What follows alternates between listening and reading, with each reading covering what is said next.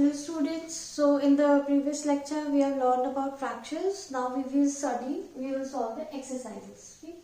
Now first question is write each of the following fractions into lowest terms.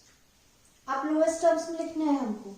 So that means we will divide both numerator and denominator by their HCF, right?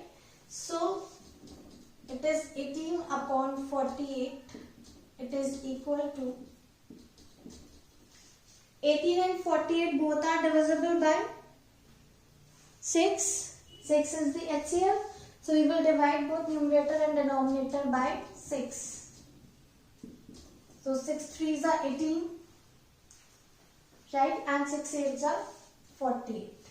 Now the HCF of 3 and 8 is 1. So this is the irreducible form. This is the lowest term of the given fraction, right? You can solve it by another method, like if this is 18 upon 48, इसको आप cancel करके भी solve कर सकते हो, like 6 3s are 18 and 6 8s are 48, so it is equals to 3 by 8. ऐसे cancel करके भी you can reduce it, right? Now 45 by 180. So the HCF of 45 and 180 is 45, both are divisible by 45, right? So 45 divided by 45 upon 180 divided by 45.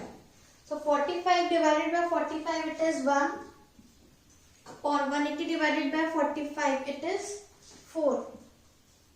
So your answer is 1 by 4. This is the lowest term of the given fraction, right? Now in the second question, it is convert each of the following into mixed fraction. इसे हमने mixed fraction में convert करना है, तो mixed fraction में convert करने के लिए हम क्या करेंगे? Numerator को denominator से divide करेंगे. It is 16 upon 3, right? So we will divide 16 by 3. So you know that 3 5s are 15 and the remainder is 1. अब इसे हमने लिखना कैसे है? See, in the mixed fraction, denominator will be same. Denominator 3 था तो वो 3 ही रहेगा. It will be same. Okay? Now what will come here? Quotient और 3 के ऊपर remainder. The quotient is 5. So 5 will come here. And remainder is 1. So 1 will come here. This is the mixed fraction. Similarly, see one more part, 32 by 7. So we will divide 32 by 7.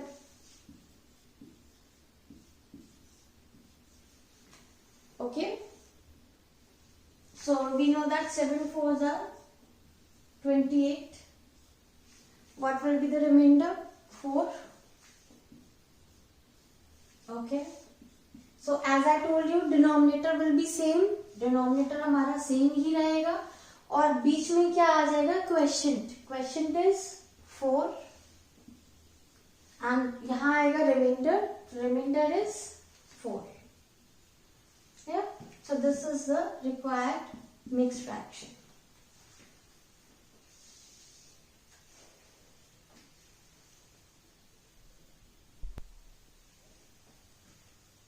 Now one more question. Arrange in ascending order. Third question was arranged in descending order. So I will tell you just one ascending.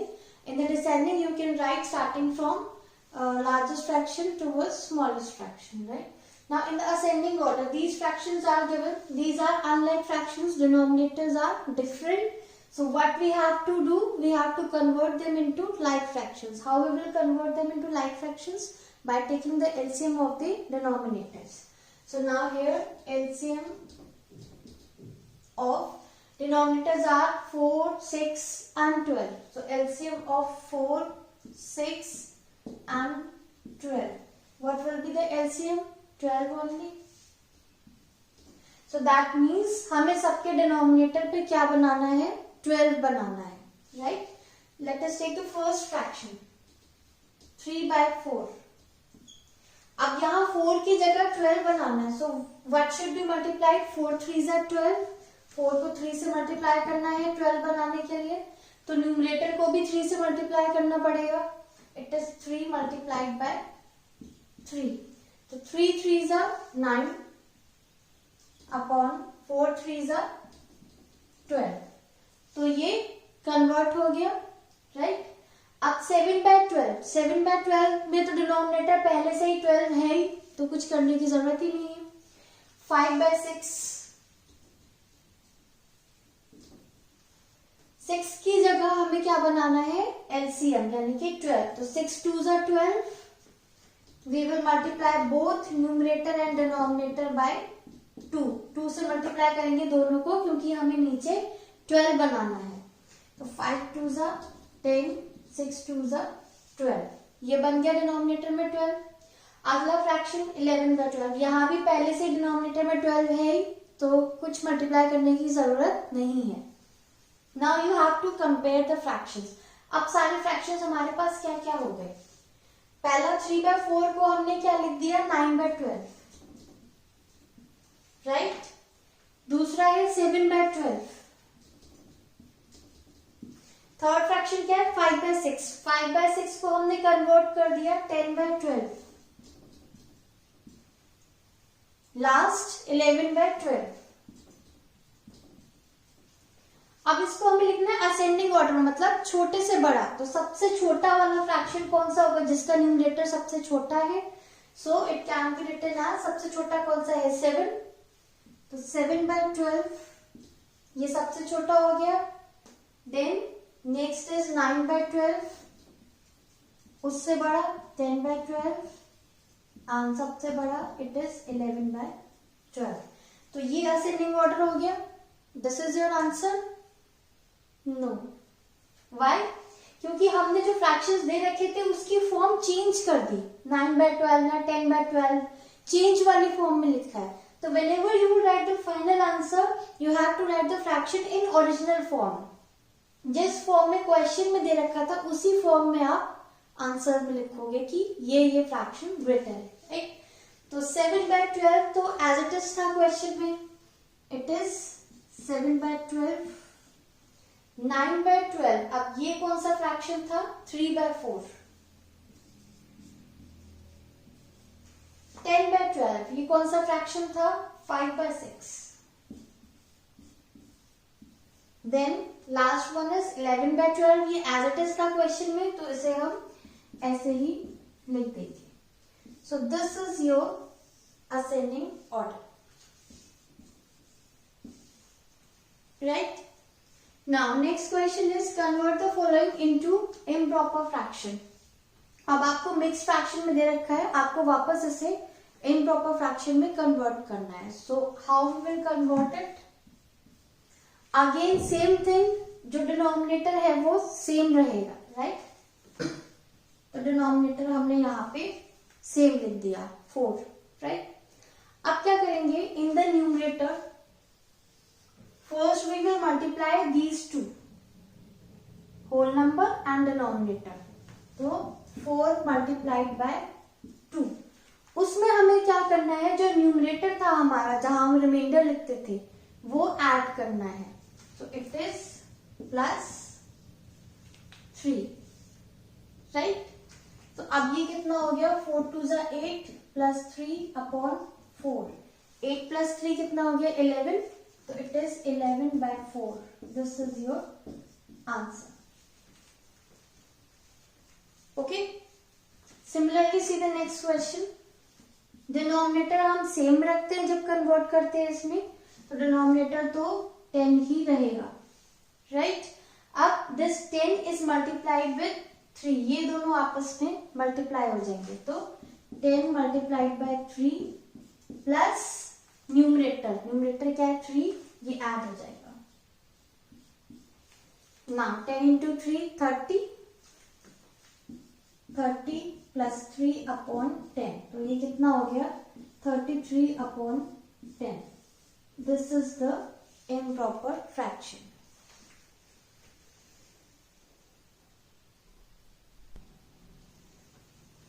Now the last question is which of the following fractions are equivalent? आपको बताना है इनमें से कौन से fractions हैं जो equivalent है।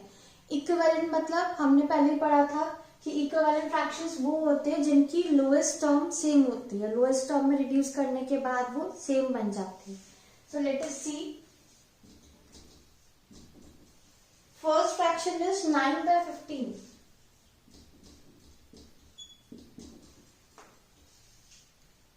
क्या ये लोएस्ट टर्म में है? No, because both are divisible by 3. तो चलो 3 से डिवाइड करके देखते हैं. Let us divide it by 3.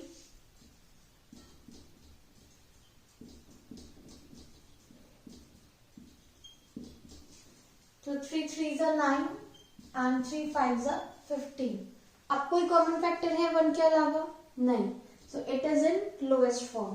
तो अब ये क्या बन गया? ये तो दूसरे वाले फ्रैक्शन के इक्वल बन गया. तो यानी कि लोएस्ट फॉर्म में दोनों फ्रैक्शंस इक्वल है. So yes, the fractions are equivalent. Right? Similarly, second part, first fraction is 7 by 21. Both are divisible by 7, right? इसको आप डायरेक्टली भी लिख सकते हो. 7 1s are 7, 7 3s are 21. तो ये फ्रैक्शन क्या बन गया? 1 by 3, right? सेकेंड फ्रैक्शन क्या है? 3 by 9.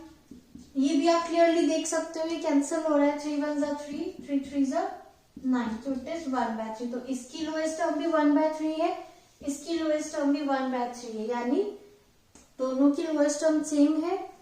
तो you will write yes, the fractions are equivalent.